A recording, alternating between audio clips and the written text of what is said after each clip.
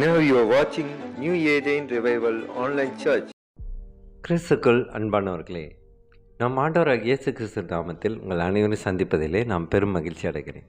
இன்றைக்கு அந்த தினவசனம் 1 கொரிந்தியர் 4 இறைவசனம். தேவனுடைய ராஜ்யம் வார்த்தையிலே அல்ல, வல்லமையிலே இருக்கிறது. கர்த்தருக்கு மகிமை உண்டாதாக.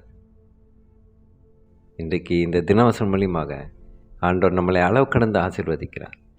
கிறிஸ்தவ வாழ்க்கை வெறும் பேச்சல்ல, அறிவு விவாதம் மட்டுமல்ல, பரிசுத்த ஆவியின் வல்லமையால் வெளிப்படும் வாழ்க்கை என்பதையே இந்த வசனம் காண்பிக்கிறது. தேவனுடைய ராஜ்யம் வெறும் வார்த்தை அல்ல. அழகாக பேசுவது மட்டும் தேவனுடைய ராஜ்யத்தின் அடையாளம் அல்ல. வேத வசனங்களை மனப்பாடம் செய்வது மட்டும் தேவனுடைய ராஜ்யம் அல்ல. இன்றைக்கு அநேக பேர் பரிசுத்த வேதாகமத்தை மனப்பாடம் செய்வதிலே தீவிரமாக இருக்கிறார்கள். ஆனால் அதை தன்னோட வாழ்வில் எடுத்துக்கொள்வதை மறந்து விடுகிறார்கள். இங்கே ஆண்டவர் மனப்பாடம் செய்ய சொல்லலை. மனப்பாடம் செய்து நான் இத்தனை அதிகாரத்தை நான் பார்க்காம சொல்லுவேன் என்று சொல்வதல்ல. வாழ்க்கையில் மாற்றம் ஏற்படுவதே தேவனுடைய ராஜ்யமாக இருக்கிறது. உண்மையான விசுவாசம் செயல்களில் காணப்படும். உதாரணத்துக்கு, அன்பை பற்றி பேசுவது எளிது, ஆனால் அதை செயலில் காட்டுவது மிகவும் கடினமானது. ஏனென்றால் நம்மளை அநேக பேர் பகைக்கலாம், அவர்கள் மீது நாம் அன்பு காட்ட வேண்டும். மன்னிப்பதும் அன்பாக நடத்துவதும் தேவனோட வல்லமையில் வெளிப்பாடாக இருக்கிறது.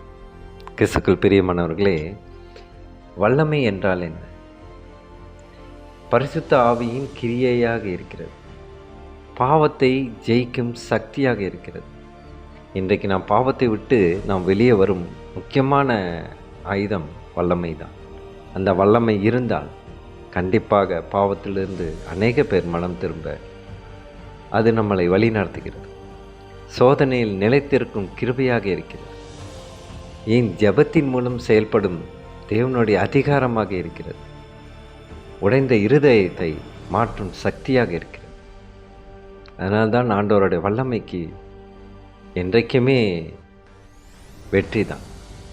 மனித வல்லமை தற்காலிகம், ஆனால் தேவனுடைய வல்லமையோ நித்திய வாழ்வுக்கு வரையும் நம்மளை நடத்திச்சு. வார்த்தை மட்டும் இருந்தால் என்ன ஆகும்? அறிவு பெருகும், ஆனால் வாழ்க்கை மாறாமல் இருக்கலாம். வெளிப்புற பக்தி இருக்கும், உள்ளத்தில் பரிசுத்தம் இருக்காமல் போகலாம். இன்றைக்கு அநேக பேர் வெளியே பக்திமானு போல காட்டிக்கொள்கிறார்கள். ஞாயிற்றுக்கிழமையிலே தீவிரமாக போகும்போது நம்ம நினைத்து விடுவோம் அனைவரும் ஆண்டவருடைய விசுவாசத்தில் வருகிறார்கள் என்று. ஆனால் வெளிப்புற பக்தியாக தான் இருக்கிறது, அது செயலிலே காணப்படுவதில்லை.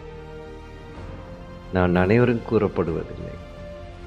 ஒரு சில அன்பு சகோதரிகளுடைய செயல்பாடுகள் அப்படியாக இருக்கிறது. மக்கள் பாராட்டலாம், ஆனால் தேவன் மகிழ்ச்சி அடையாமல் இருக்கலாம். நான் பேசும் விசுவாசம் என் வாழ்க்கையில் காணப்படுகிறதா? இதை நாம் ஒவ்வொரு நாளும் நம்மளை சுய பரிசீலனை செய்து கொண்டே இருக்க வேண்டும். ஒவ்வொரு நாளும் இன்றைக்கு ஆண்டவருக்காக நான் எதை செய்தேன், இன்றைக்கு ஆண்டவருக்காக விசுவாசத்தில் நான் என்ன முன்னேற்றத்தை கொண்டு வந்தேன் என்று அனுதினமும் நான் சிந்தித்து கொண்டே இருக்கும் காலம்தான். வல்லமையுள்ள வாழ்க்கையின் அடையாளங்கள் பாவத்தை விட்டு விலகுதல். வல்லமையான வாழ்க்கை என்றால் அது அந்த குறிப்பிட்ட ஒரு சகோதரியாக இருந்தாலும் சகோதரராக இருந்தாலும் அது செயல்படும். பாவத்தை விட்டு விலகுதல், ஜெபத்தில் நிலைத்திருத்தல், வேதத்தில் கீழ்ப்படிதல். வேதத்தை மனப்பாடம் படுவது மட்டுமல்ல, அதற்கு நாம் கீழ்ப்படிய வேண்டும். அதுதான் அங்குதான் முழுமை அடைகிறது. மற்றவர்களை அன்புடன் நடத்துதல், சாட்சியாக வாழ்தல்.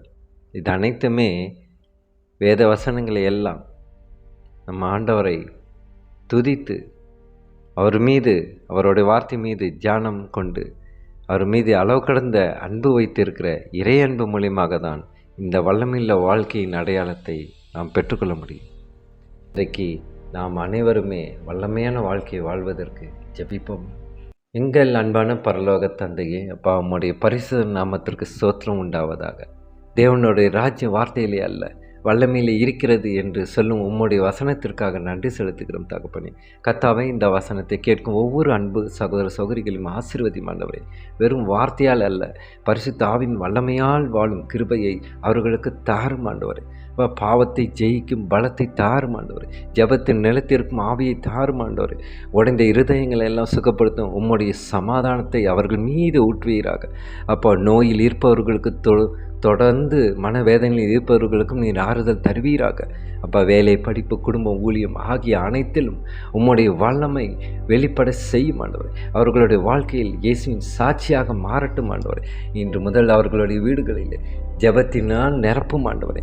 பயம் அகன்று போகட்டும், விசுவாசம் பெருகட்டும் ஆண்டவரே. உம்முடைய ராஜ்யத்தின் வல்லமை அவர்களுடைய வாழ்க்கையிலே தெளிவாக வெளிப்படட்டும் ஆண்டவரே. இவை எல்லாவற்றையும் எங்கள் ஆண்டவன் இரட்சகருமான புதிய உலகத்தின் மாமன்னராகிய இயேசு கிறிஸ்து மூலமாக ஜெபிக்கின்றோம் நல்ல பிதாவே. ஆமென், ஆமென்.